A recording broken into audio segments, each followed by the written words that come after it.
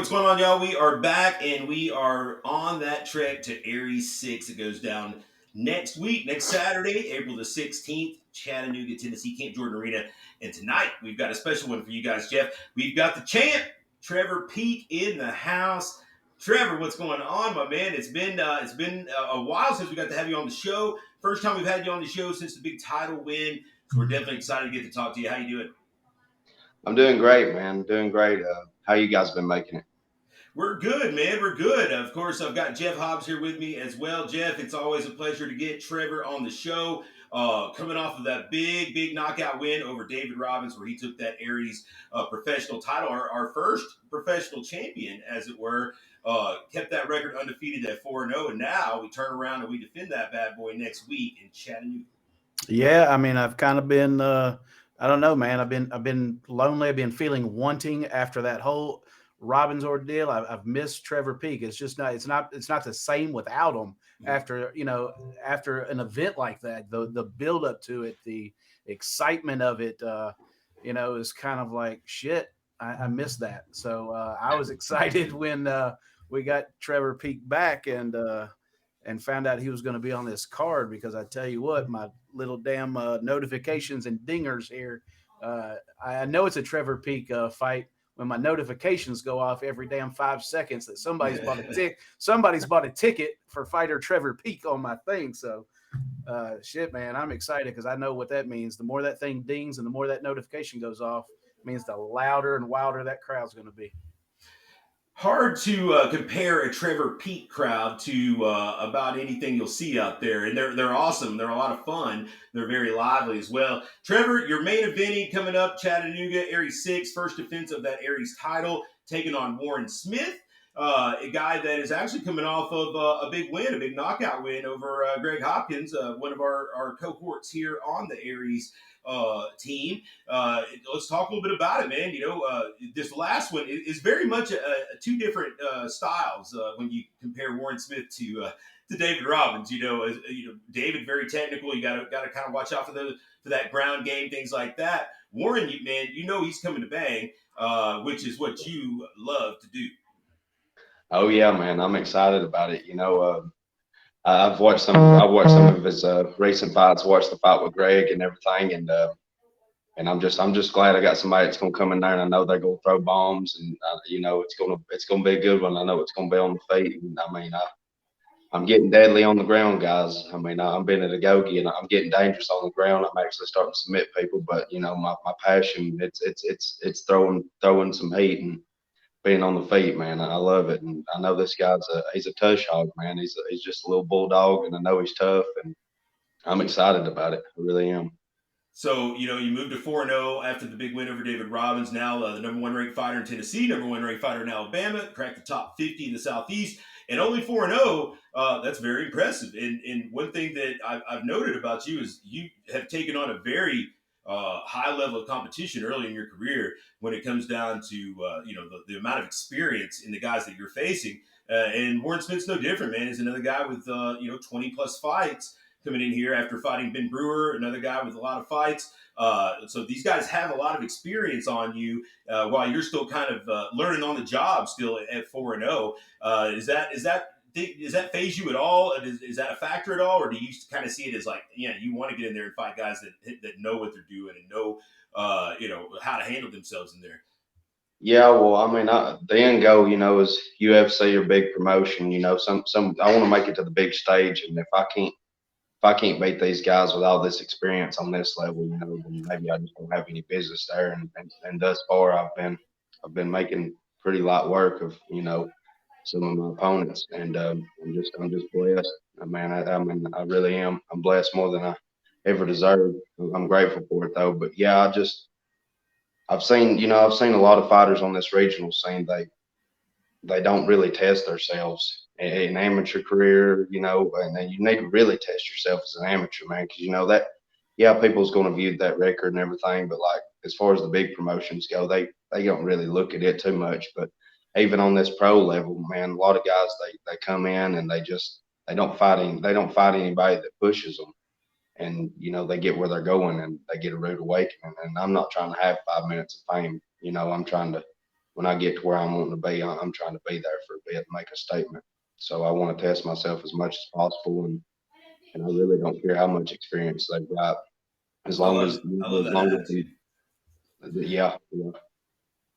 The win over David Robbins, let's kind of revisit that, man. That was a fight that I think that there was a kind of a split crowd as to who thought who was going to win. I think everyone could agree that that wasn't going to be a fight that was going to go 5 rounds, but I think that you still surprised a lot of people with how quickly you got him out of there.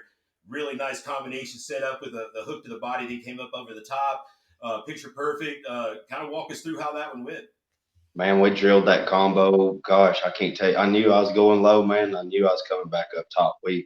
Me and Jeff, he got with me. We'd worked some private lessons, and I can't tell you how many times we drilled that combo. I mean, I've got videos all on my phone watching me hit that same combo and critiquing myself and everything. And yeah, a lot of people didn't really expect that fight to go like that. And I'd actually told one of my really good buddies probably about, I think it was about 3 days before the fight. I told him, I said, man, I've got a feeling I'm fixing to start David quick. And he was like, yeah, man. And I was like, no, I'm serious, dude. Like, I really do. I feel like I'm about to beat him. Like, I'm about to beat him really quick. And he just kind of blew it off, didn't really take much about it. And I seen him the day after the fight, and I said, "What I tell you?" And he said, "You said you was gonna start him quick." Yeah. So it's just one of them things, man. Like I said, I drilled that combo, and I went in there, and I knew I was gonna have to set the pace.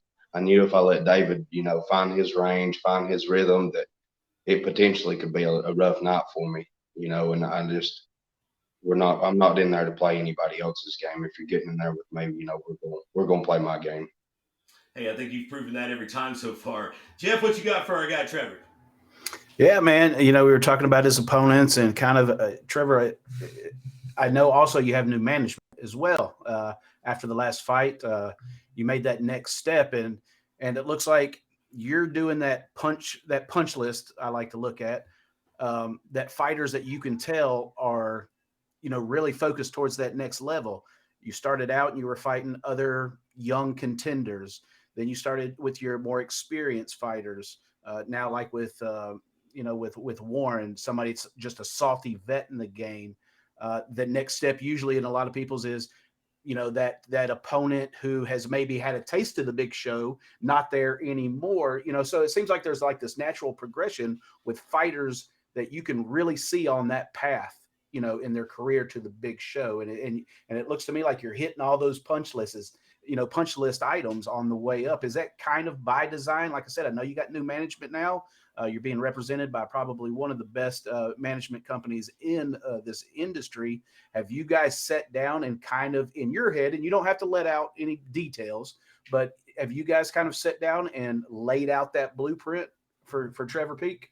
Oh, I am blessed to have signed with Rugby Sports and Entertainment. Steve over there, man, he is just one of the coolest individuals I've got in my life. He just, I had some personal issues going on in life, and he was patient with me and let me get a bunch of matters resolved, and waited, to sign me. And I'm glad we got signed, because man, he's just a cool individual. I talked to him last night, and I said, man, I'd take this relationship over any fight or any money in the world. And I mean that. I feel like he's going to be one of them guys, I'd hug and tell him I love him after a fight. And I couldn't be more happy about that. And we've talked a lot about it and everything. A lot of people keep screaming UFC at me and everything. And really, I don't think everybody's really grasped how much training I've really had. So we're going to take our time. We're going to progress. We're going to learn. I'm not in a hurry. Like I said earlier, I don't want 5 minutes of fame. I want to be lethal. I want to be a weapon. I want to be ready, prepared, and more knowledgeable, more well-rounded, and when I get to where I want to be. And I've had executives from one championship message me, and I mean I'm close. I've got opportunities there, but me and Steve, we're going to take our time, and progress slowly. And when the time comes, we'll run with it. Yeah, and I think that's one of the. I've known Steve a long time myself, and and I think that's one of the great things. One of the things he says a lot, and I guarantee, I'd bet my next paycheck he said to you, was my job is not to just get you there; it's to keep you there. It's to stay there, not just get there, but to stay there. And I think that's a mistake. A lot of people kind of in that regional scene, um, they look at that one time, first time money grab, and they're happy with just getting there, getting that one big paycheck, but never seeing that piece of paper that has multiple fights on it. You know what I'm saying? So I think you know, knowing how Steve Swedish is, knowing how Ruby Sports is, and knowing you as well as I feel like I've gotten to know you, I think, you know, this is a match made in heaven because you both have that kind of same mindset. Now, um, after the last fight, you know, a lot of people go and they relax and things like that, man. And maybe you didn't have a fight necessarily booked immediately after the David Robbins fight, but dude, you've got to be one of the hardest working uh, you know, guys outside of the gym because every day I see you. And trust me, for a second, I was like, is this guy even training? But your coaches have assured us, yes, he's still fitting and training, man. But you go out and you visit every single sponsor that supports you, gives you time. You make sure that they are holding belts, get their pictures taken. What kind of job is that for you? Like I said, outside of earning money, training, working, but Yes, sir. Jesus Christ, man, like those guys have got to be happy that Yeah, it's yeah. just not a hand you a check and never hear from you again because there's no fight coming up.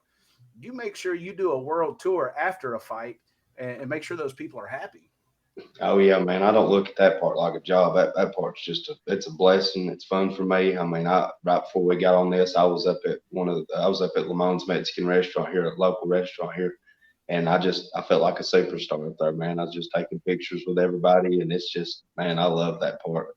It's just, I couldn't be happier with all that, man. I really am blessed with sponsors and support, and a lot of these sponsors, man. I've went out, and I think fighters get like a misconception that a stork's just going to come and drop sponsors off from the sky, and it don't work like that. You got to get out there, you got to market yourself, you got to make relationships, you got to build this, you've got to build yourself. And a lot of these sponsors, I've been blessed with some of them reaching out to me and everything, and but most of them, man, I've gone in, shook their hand, had a conversation with them, and it progressed and it's blossomed into a great relationship. And I couldn't be happier. I love everybody that supports me. All my sponsors, they're just all wonderful people, every one of Well, them. you can tell the formula's working. Again, we've all kind of, Tim and I at least, have been in this industry a long time, and I think the mistake a lot of people make is they only go out and do those things before the fight when they're wanting money, when they're waiting to, you know, to have that check handed for you. And I think that's why I see you with so many damn pitchers, is because your stable just keeps growing because you're treating them right. You don't just do it before the fight when you're, you know, counting money, you know, for training. You do it after the fight, after it's over, when the shine of the fight is done. And in a lot of cases, you see fighters make the mistake when the fight's done, they forget about them. You know, it's no relationship. So I think that's why, you know, in my opinion, that's why your stable just keeps growing and growing. It's because of how you treat them, man. So I'm a huge fan. I could go on and on. So I'm going to give it back to Tim because I'd sit here for another 30 minutes, you know, just bragging on, you know, I think how you handle yourself as a whole.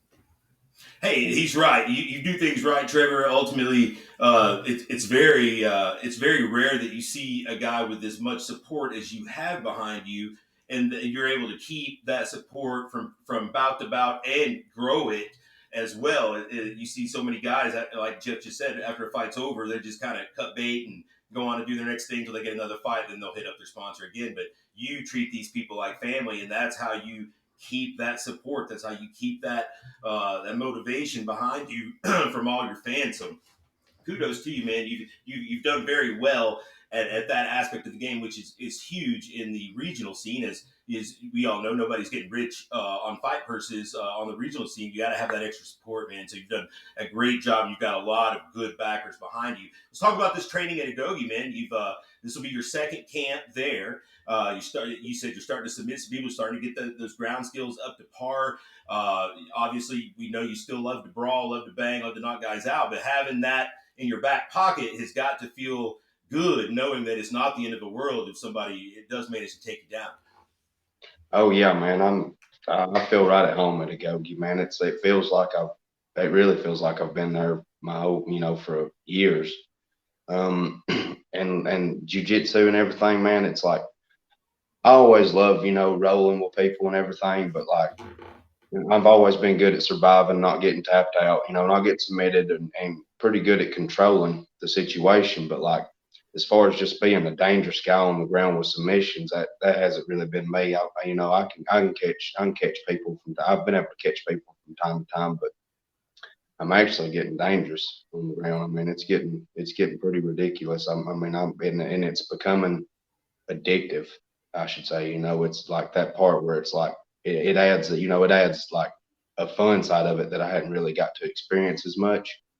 And it's just I don't know, man. I love it up there, and I get my tail whooped all the time, man. They are some specimens in that gym. Now you guys have got, I lost count, 8, 10 guys competing on this card. What's the vibe like, man? Everybody kind of getting ready for that same date has to keep everybody motivated. It's a lot easier, I'm sure. Oh yeah, man. It's a war zone in that place right now, man. It's a war zone. Everybody's on edge. Testosterone's high. It's good. It's a good vibe up there. And like I think there's like yeah, I think there's like 10 fighters Hmm. fighting out of the go. Yeah. I told Sterling and Matt the other day, I was like, man, you guys might as well just stay cage side. Yeah, yeah, they're going to be busy that night for sure. Let's Yeah. uh let's talk one more time about this fight coming up with Warren Smith next week, main event. Putting the title on the line. Warren, of course, coming off that big knockout. What are the things that you feel like you need to respect here with Warren? Things that you need to watch out for. Obviously, you're not looking to let the crowd down at the end of the night. You're looking to go to 5-0 here. But what are some of the things that you know that you need to kind of mind your p's and q's with here with Warren? To me, he's shown a lot of durability when it comes to getting in those firefights. You've seen guys been able to kind of submit him, but if you go in there and you bang it out with him, he's not necessarily an easy out. Yeah, I need to respect his power, man. He looks like he's got a lot of power, and he looks like he don't care to bang. If I ain't mistaken, did his shoulder not pop out in his last fight, and he still won the fight? Well, that was kind of speculation. It looked that way. That I was on commentary, and that's what I thought was happening. But apparently, there was a low blow that he had claimed had happened, and that was him more kind of like, I guess, holding his cup or something along those lines. It was a little funky. I'm not exactly sure, but I don't think his shoulder popped out. It certainly appeared that way. But according to him, it was a low blow that was there at the time. Nonetheless, being able to drop a guy like Greg Hopkins that you've been in there, obviously yourself with, had a war with, how tough he is. Yeah, also, he's got a knockout win over Nasty Nate Williams. Those are two good knockout wins. Yeah, yeah, I agree with you, man. It's just like I said, the main thing I'm going to respect him in is his power. And I've even, me and Steve even talked about. It. He said he's got some power, so I'm gonna go in there and do what I do and make good angles and try to keep my hands up and won't put the pressure on him, man. That's just one thing. It's if I work my game, man, I ain't really too worried about anything he's going to offer. I mean, it just as long as I do what I know I can do, and every time I get in there, man, I'm fighting myself. If I feel like if I can deal with myself and get myself where I need to be and do what I need to do, especially on the regional scene, I don't feel like there's many people in the regional scene right now that can really touch me as I do what I need to do. We're definitely excited for it, man. One short week away. Main event, Aries 6. I'm going to let you give some shout outs where they're due. Friends, family, training partners, sponsor love. You want to give it? Go ahead and show them some love, man. Yeah, I'm gonna shout out my sponsors. You guys might have to bear with me, man. Like I said, Yeah, I'm yeah, go for it, man. They deserve it. Jefferson's of Scottsboro, Lamone's Mexican Restaurant, Hyatt Transportation, Wright's Motors, Sevenfold Roofing, the local tavern, Mountain View Chevrolet, Braz Fitness, Fort Payne Construction, Kegel's Feed and Farm, Sewing and Design at Pamela's, Tribal Vapors, Scottsboro Small Engines, Crow's Butcher Shop, Big Rig Trucking, Big Chill and Grill, Sign 11, Oh Now Podcast, and Creative Design and Screen Print. And then I wanted to thank everybody at the Gogi, all my training partners, man. I think, man, there's so many people. If I started naming, tried naming any names, training partners, I'd leave 50 folks out. So everybody at the Gogi Combatives, all the coaches, Larry Scott, Sterling Peace, Matt Harris. I want to thank Jeff Powell. He always takes time out of his life to get with me and really critique, some things. And we've got some, and we and him's put together a pretty good little stuff for Warren as well. And then Steve Swedish over at Ruby Sports and Entertainment, man, he's he's just been so cool to me. I can't thank him enough for being the positive influence he's been in my life and the words of encouragement. I mean, he's like I said, he's been a stellar guy, man. The relationship there so far has been just great. And then I just want to thank God for everything he's done for me, man. And guys, you said earlier you don't see many people with this much support, and that's all. I can sit here and I can say, that I do this right, I do this, I can say all these things, but at the end of the day, God's blessed me more than I ever deserved. I go down the road sometimes by myself, and I get to thinking about all my fans and all these sponsors and all these, just everything, man. And I mean, I'll get to being a baby going on the road. If I'm just being honest, I'll get all just swelled up with tears and just cry and thank God because I'm just, you know, I went from a time in my life where, yeah, I had a name, I had a name around here, but it wasn't a good name, you know, and I didn't, and it's just the way he's turned my life, the way people view me is just, man, I'm forever grateful to him, So I just wanted to thank God for everything he's done for me, and thank you guys for having me on again. It ought to be rowdy, man. That, like you said, that Pete crowd, man, they're different, man. They really are. They're different. I mean, the only crowds I've heard like that is like maybe at a UFC event. They're UFC worthy of a crowd. They are. I will vouch for that for sure. Where can our people find you on social media if they want to keep up with you? Just Trevor Peak on Facebook and then Trevor Peak on Instagram. I'm gonna work on creating. I had created an athlete page a while back, but I don't even know if it's still active. I'm gonna work on trying to get it updated and everything. That way we kind of try to keep my stuff separated. Awesome, man. Well, we're looking forward to it. One more time, this has been Trevor Pete, main event next week at Aries 6. Get your tickets at fightertix.com. Make sure you select Trevor from the drop down menu so we can get some scratch out of it. And also, you can catch the pay per view at Expectation Sports. Trevor, always a pleasure having you on the show, man. Looking forward to next week. Thank you, gentlemen. Absolutely, Trevor. Great talking to you, my man.